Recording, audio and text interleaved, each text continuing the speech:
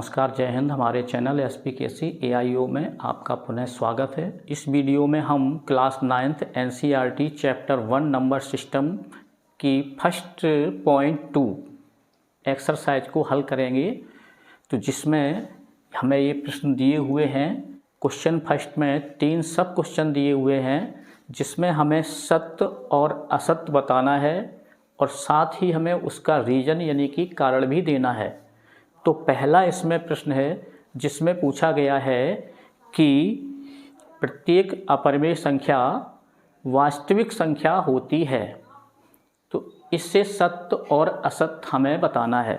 Real number यानी वास्तविक संख्या हम जानते हैं कि ये रेशनल नंबर और इर्रेशनल नंबर, ये 2 प्रकार की हुई। तो रेशनल यानी कि ये परिमेय संख्याएं होती हैं, इसको परिमेय संख्या बोलते हैं हिंदी में, और इरेशनल यानी कि अपरिमेय संख्या। तो इस कथन में कहा है कि प्रत्येक अपरिमेय संख्या एक वास्तविक संख्या होती है। तो प्रत्येक अपरिमेय संख्या यानी ये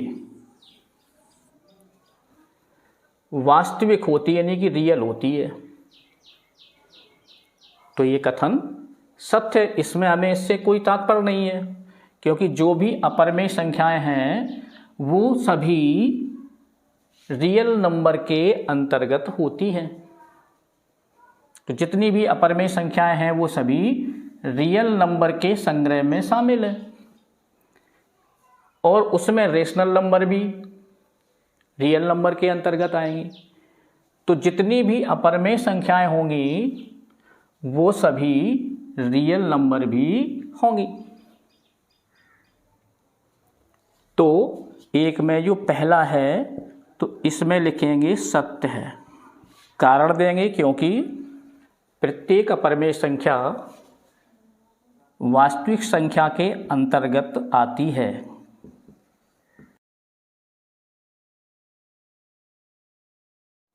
अब चलेंगे हम इसके दूसरे सब क्वेश्चन पे। तो उसमें पूछा गया है तो प्रत्येक बिंदु रूट m के रूप का होगा, और जहां m प्राकृत संख्या है।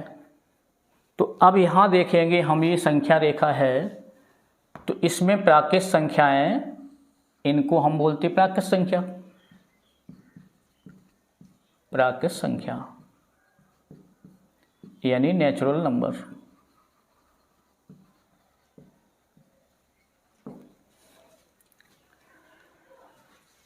तो अब यहां प्रत्येक बिंदु रूट m के रूप का होता, ये हमें बताना कि ये सत्य है या असत्य है। तो अब और m प्राकृत संख्या बोला है, तो प्राकृत संख्या तो संख्या रेखा पर 1 2 3 4 प्लस इन्फिनिटी तक होंगी,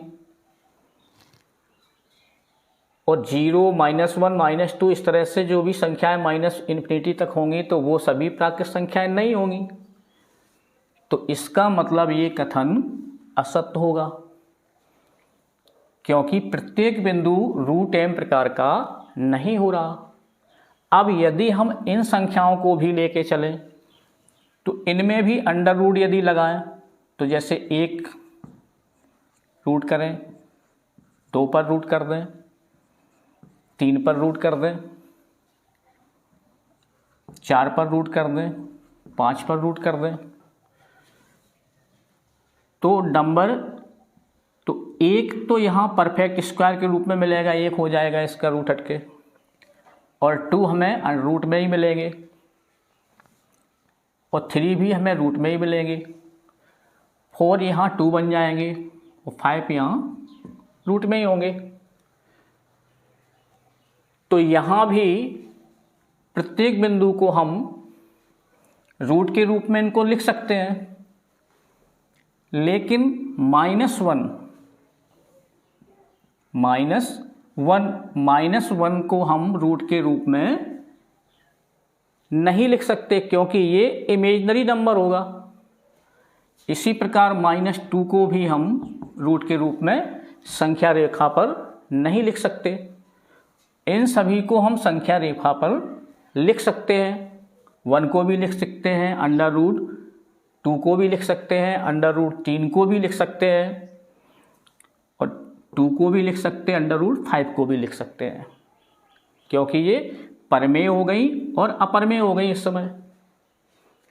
तो इस साइड में परमेय और अपरमेय हमें दोनों मिल जाएंगी। जैसे 1/1 परमेय बन जाएगी, √3 है ये अपरमेय हो जाएगी। लेकिन इनको हम संख्या रेखा पर व्यक्त कर सकते हैं, लेकिन अंडर रूट के अंदर -1 को हम संख्या रेखा पर नहीं व्यक्त कर सकते, -2 को नहीं कर सकते, यानी कि -m नहीं है।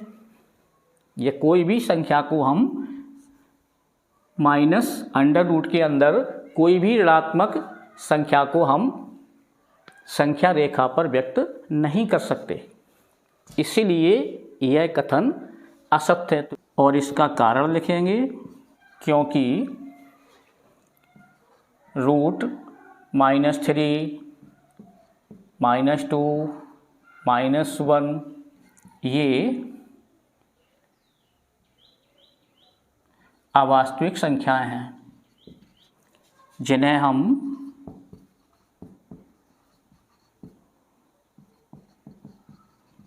संख्या रेखा पर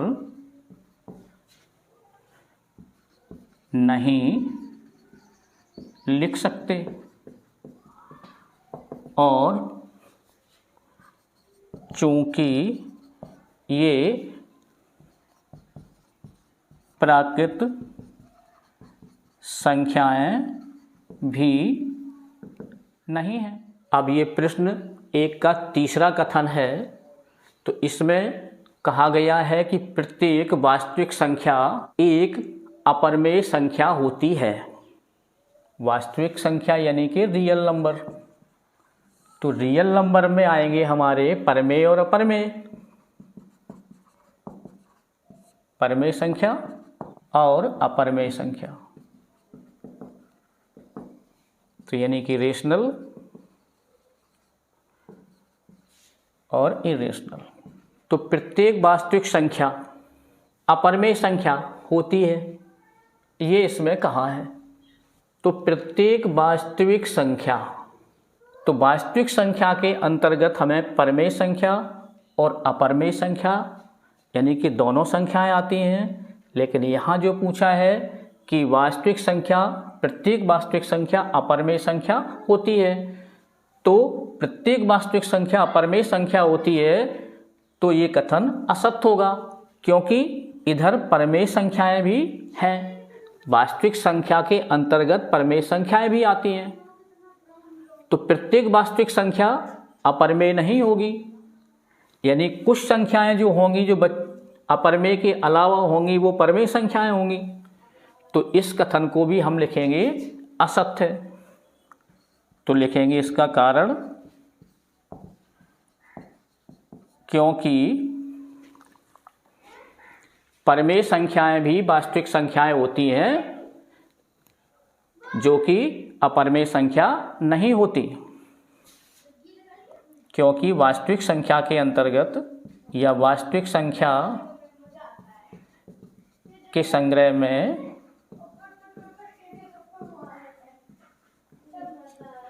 परमेय संख्याएं भी होती है। तो यहाँ हम लिख सकते हैं जैसे 1/2, 5/3 ये परमेय हैं, और जबकि √3, √7, √5 तो ये कैसी होंगी, ये अपरिमेय होंगी। तो इसके अंतर्गत में ये परमेय होंगी और इसके अंतर्गत में अपरमेय होंगी। तो सभी संख्याएं अपरमेय नहीं होंगी और सभी अपरमेय संख्याएं वास्तविक संख्याएं होंगी, किंतु सभी वास्तविक संख्याएं अपरमेय संख्याएं नहीं होंगी। ये इस कथन का कारण होगा। अब ये प्रश्न दूसरा है और इसमें पूछा है कि क्या सभी धनात्मक पूर्णांकों के वर्गमूल अपरिमेय होते हैं, यानी कि पॉजिटिव इंटीजर का स्क्वायर रूट इरेशनल या अपरिमेय होता है। तो देखेंगे संख्या रेखा पर हमें पता है कि 0, 1, 2, 3, 4, 5 इस तरह से, यानी प्लस अनंत तक, -1, -2 इस तरह से माइनस अनंत तक। तो पॉजिटिव इंटीजर यानी कि यहाँ से लेकर के यहाँ तक, 1 से लेकर के इन्फिनिटी तक, इनको हम पॉजिटिव नंबर की श्रेणी में रखते हैं और 0 को भी हम पॉजिटिव के रूप में ही लेते हैं। लेकिन यहाँ इन्होंने पूछा है कि सभी ये धनात्मक पूर्णांक यानी कि पॉजिटिव इंटीजर, तो ये नेगेटिव इंटीजर होंगे इस साइड में, ये 0 और यहाँ पॉजिटिव इंटीजर, तो यहाँ हम पॉजिटिव लिख सकते हैं, पॉजिटिव इंटीजर।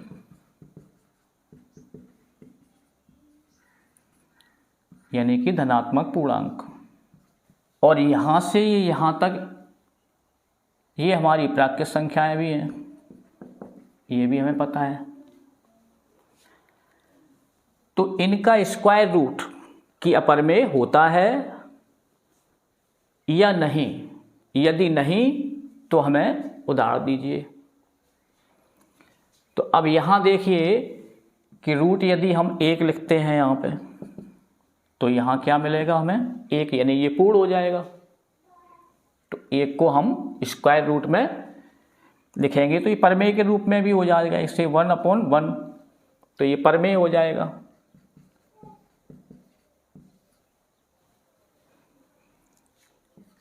और √2,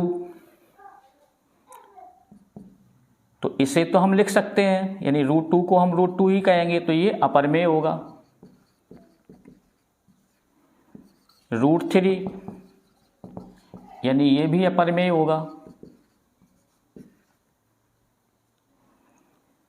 √4 लिखेंगे हम तो ये 2 हो जाएगा। तो इसको हम ये परमेय के रूप में लिख देंगे 2/1, तो ये परमेय हो गया। तो इससे स्पष्ट है कि सभी पॉजिटिव इंटीजर अपरिमेय नहीं होते हैं। तो यहाँ देखो ये रूट के रूप में 4 लिख सकते हैं, लेकिन ये परमेय है। रूट के रूप में हम 9 भी लिख सकते हैं, तो ये भी क्या हो जाएगा, परमेय हो जाएगा। और रूट के रूप में 1 लिख सकते हैं, लेकिन ये परमेय हो जाएगा। तो अतः सभी धनात्मक पूर्णांक अपरिमेय नहीं होते।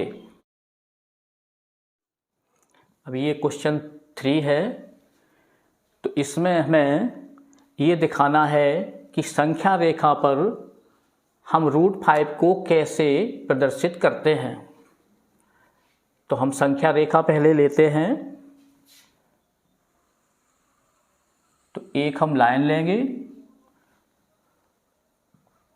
जैसे 0 उस समान दूरी पर यहाँ 1, 2, 3 इस तरह से, और इधर माइनस होते हैं 2, 3 ... तो इसे हम x' भी बोल देते हैं और ये x अक्ष हो जाता है। और जब हम आगे समीकरण में पढ़ेंगे तो पूरा ये दोनों x और y दोनों अक्ष बनाने होंगे। तो यहाँ हमने इस संख्या रेखा पर √5 को कैसे व्यक्त करेंगे ये समझना है। तो ये महत्वपूर्ण प्रश्न है। तो इसमें तो सबसे पहले हम देखेंगे कि √5, तो यानी कि ये एक तरह से हमारा विकर्ण होगा, यानी हाइपोटेनस होगा ये। तो जब भी ये संख्या ये हमें √m प्रकार की या n प्रकार की हुई, तो ये हमारा जैसे विकर्ण हुआ, तो हमें बेस यानी आधार के लिए √n-1 कर देना है, तो हमें आधार मिल जाएगा। तो एक ये सिंपल तरीका होता है। तो यहाँ n मीन्स 5 हो गया, तो यहाँ n बराबर 5 हुआ, तो √n बराबर √5 होगा। तो यहाँ तो ये हमारा हुआ विकर्ण यानी कर्ण, या इसको हम कर्ण भी बोलते हैं या हाइपोटेनस बोलते हैं।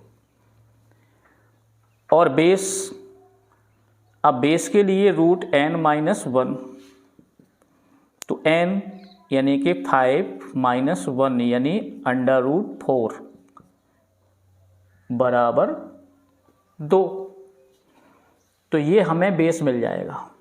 और एक हमें जो परपेंडिकुलर है यानी जो लंब होता है वो हमें सदैव 1 लेकर के चलना है।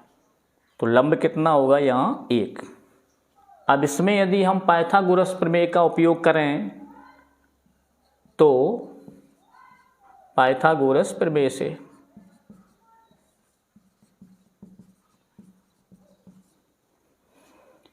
तो इसमें क्या होता है, कर्ण का वर्ग बराबर होगा लंब का वर्ग प्लस आधार का वर्ग, यानी हाइपोटेनस का स्क्वायर इक्वल परपेंडिकुलर का स्क्वायर और प्लस बेस का स्क्वायर। तो यहाँ अब यहाँ लंब कितना हुआ 2, आधार कितना हुआ 1, तो यहाँ 2 का वर्ग प्लस 1 का वर्ग, तो यहाँ 2 स्क्वायर करेंगे तो 4 होगा, 1 स्क्वायर करेंगे तो 1 होगा, इनको जोड़ेंगे तो 4 + 1 यानी 5 होगा। तो यहाँ कर्ण का स्क्वायर बराबर 5 हुआ, तो सिर्फ कर्ण लिखेंगे तो स्क्वायर हटता है, तो यहाँ दूसरी साइड में रूट लगता है, तो ये हमारा कर्ण कितना हो जाएगा √5, जो कि हमें ये दिया हुआ है। तो यहाँ ये √5 हुआ। या हम यूं करें कि जैसे हमें ये √5 को पूछा कि संख्या रेखा पर व्यक्त करिए, तो √5 यानी हमारा ये होगा 4 + 1, यानी हमें 1 के साथ में चलना है, 1 लेकर के चलना है। जैसे 6 होता यहाँ √6 होता, तो हम यहाँ कर देते +1 यानी 1 तो रखना ही है। तो 1 में हम कितने ऐड करें कि हमें 6 मिल जाए, तो यहाँ कितने होंगे 5, तो 5 + 1 कितने हो जाएंगे 6 हो जाएंगे। तो इस तरह से हमें √6 को लिखना होता है। तो कोई भी संख्या होगी तो हमें उसमें से -1 कर देना है, तो 6 में से यदि हम 1 कर देंगे तो 5 हो जाएगा, और +1 कर देंगे। तो ऐसे ही √5 को हम 4 + 1 करके लिखा, √6 को हम 5 + 1 करके लिख सकते हैं। तो इसे हम संख्या रेखा पर फिर पाइथागोरस प्रमेय की सहायता से व्यक्त कर सकते हैं। तो यहाँ हमें बेस मिला √5 में, हमें बेस कितना मिला 2, तो यहाँ ये 1 और यहाँ 2, तो हम यहाँ से यहाँ तक ये लेके चलेंगे। अब हमें 2 पर परपेंडिकुलर डालना है, लंब डालना है, और जिसकी ऊंचाई कितनी हो, 1 हो। तो लंब डालने के लिए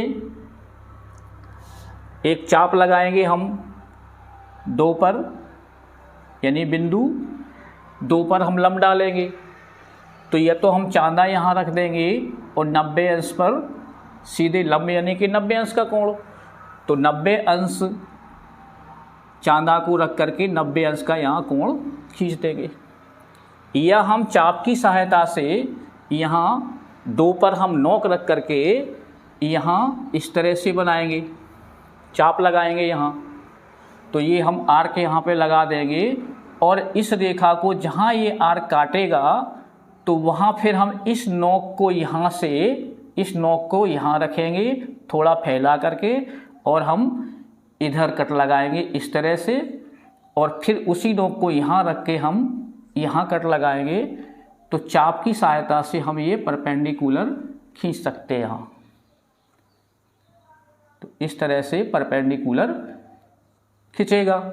और फिर हमें यहाँ 1 सेंटीमीटर पटरी पर नाप लेना है। तो 1 सेंटीमीटर माप करके और 2 को हम मूल बिंदु ले करके एक चाप यानी आर्क फिर से लगाएंगे। तो यहाँ ये कट करेगा लंब को कहीं, तो ये जो भी बिंदु होगा वहाँ तक की दूरी 1 हमें मिल जाएगी। तो जैसे मान लो यहाँ ये O है और यहाँ हमने ये 0 बिंदु है, इसको मान लो हम A बिंदु बोल देते हैं और यहाँ हम B लेते हैं। तो यहाँ हम C ले लेते हैं इसको। अब C को हम O से मिला देंगे। अब चूंकि ये बोर्ड है तो इसमें समझना होगा, लाइन टेढ़ी भी होगी तो क्लियर तो पटरी से और चांदा जब रखेंगे तो उससे ही होगा।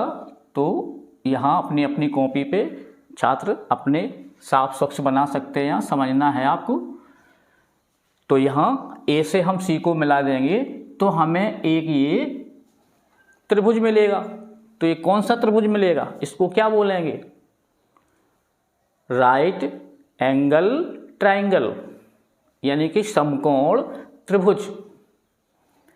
अब समकोण त्रिभुज में हम ये पाइथागोरस का उपयोग करेंगे तो हमें ये √5 मिल जाएंगे, यानी कि यहाँ से यहाँ तक की दूरी हमारी कितनी हो गई है, 2, यानी हमें बेस मिल जाएगा। और 1 ये दिया ही हुआ है यहाँ, 1 तो हमें सभी में लेके हमेशा ऊंचाई को हम यूनिट में ही लेकर के चलेंगे। तो यहाँ AC हमें कितने हुए, ये √5, जो कि हमें ये, यानी कि इसको हम AC बोल सकते हैं कर्ण को, कर्ण यानी कि AC। AC बराबर कितना हुआ, √5। तो या पहले हम ऐसा कर लें और बाद में ऐसा कर लें, या हम पहले इस तरह से करके फिर हम यहाँ संख्या रेखा बना देंगे। अब देखेंगे यहाँ तो हमें √5 यहाँ मिल गया। AC के बराबर का हम चाप यानी आर्क इस लाइन पे कट करेंगे, यानी कि इस तरह से घुमाएंगे। तो ये ऐसा घूमेगा यहाँ इस तरह से। तो ये चाप इस तरह से हम कट करेंगे AC की माप का। तो ये हमें कहीं यहाँ इस रेखा पर कट करेगा। तो इस बिंदु को हम D बिंदु मान लेते हैं। तो यहाँ पे AC बराबर ये हो जाएगा AD के। तो D बिंदु ही है जो जहाँ √5 को जी व्यक्त करेगा। तो यहाँ D बराबर क्या हो जाएगा, संख्या रेखा पर ये √5, यानी जो भी इसका दशमलव में जो भी मान होगा ये √5 के बराबर हो। तो संख्या रेखा पर हम √5 को इस तरह से व्यक्त करेंगे। तो यहाँ 2 पॉइंट समथिंग कुछ यहाँ होगा, यदि इसको हम हल करेंगे, रूट का मान निकालेंगे तो ये हमारा एक्यूरेट मान निकल के आ जाएगा संख्या रेखा पर। तो इसी प्रकार से कोई भी संख्या को यदि बोला जाए तो हम ऐसे ही निकाल सकते हैं। जितना हमें इसमें पूछा गया था √5 को हम कैसे व्यक्त करते हैं, तो हम इस तरह से व्यक्त करेंगे। लेकिन यदि हम अब जैसे 6 पूछा जाता बाय चांस तो और भी समझ में आपको आ जाए, इसलिए हम √6 को भी बताएंगे यहाँ। तो यहाँ देखिए फिर से, तो अब यदि यहाँ √6 को पूछा जाता, यानी जितना 5, 6, 7 तो हम ये क्रम से इसको बना सकते हैं, और यदि 4 यानी 2 तो हम उसे नीचे चले आए, एक एक पॉइंट घटते चले आएंगे। तो यहाँ √6 को यदि बोला गया है तो हम 6 को कैसे निकालेंगे यहाँ पे, तो जो हमारा विकर्ण होता है तो आगे यदि हम बढ़ेंगे इसी संख्या रेखा पर व्यक्त करेंगे क्रम से, तो जो हमारा विकर्ण होता है वो हमारा बेस बन जाता है, उससे हम बेस लेके चलेंगे। और यहाँ फिर हम इस पे लंब डालेंगे यहाँ से, तो यहाँ एक चादर रख करके यहाँ से हम 90 अंश का इस पे कोण बना देंगे, तो ये 90 अंश का कोण हो जाएगा। तो 90 अंश का जो भी बनेगा वो हमें हमेशा एक ही रखना है। जैसे ये समकोण 90 अंश यहाँ बनाया था तो ये परपेंडिकुलर 1 था, तो ऐसे यहाँ भी परपेंडिकुलर हमेशा एक लेकर के चलना है, और इसको हम यहाँ मिला देंगे। तो ये C D था बिंदु, यहाँ E बिंदु ले लेंगे। तो E बिंदु लिया हमने, तो ये E बिंदु देखेंगे तो यही हमारा √6 होना चाहिए। तो देखते हैं पाइथागोरस के सूत्र के अनुसार, तो ACE, तो यहाँ लिखेंगे त्रिभुज ACE में पाइथागोरस प्रमेय से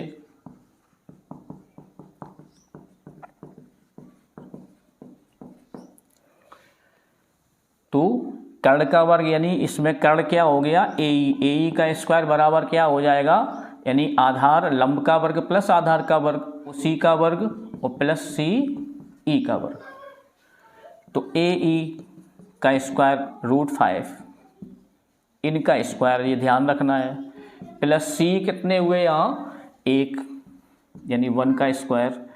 तो √5 का स्क्वायर, रूट और स्क्वायर होता है तो रूट स्क्वायर दोनों हट जाते हैं, तो यहाँ हो जाएगा 5 और प्लस यहाँ 1, यानी कितने होंगे ये 6, यानी जैसे देखो यहाँ ये 6, यानी 6 में से घटाएंगे तो यहाँ हमें ये बेस मिल जाता है, तो बेस 5 हो गया और प्लस 1 यानी 6 हो गया, तो ये √6, तो ये 6 मिल गए हमें। अब यहाँ AE लिखेंगे यहाँ, तो AE बराबर हो जाएगा √6, तो √6 हमारा ये हुआ।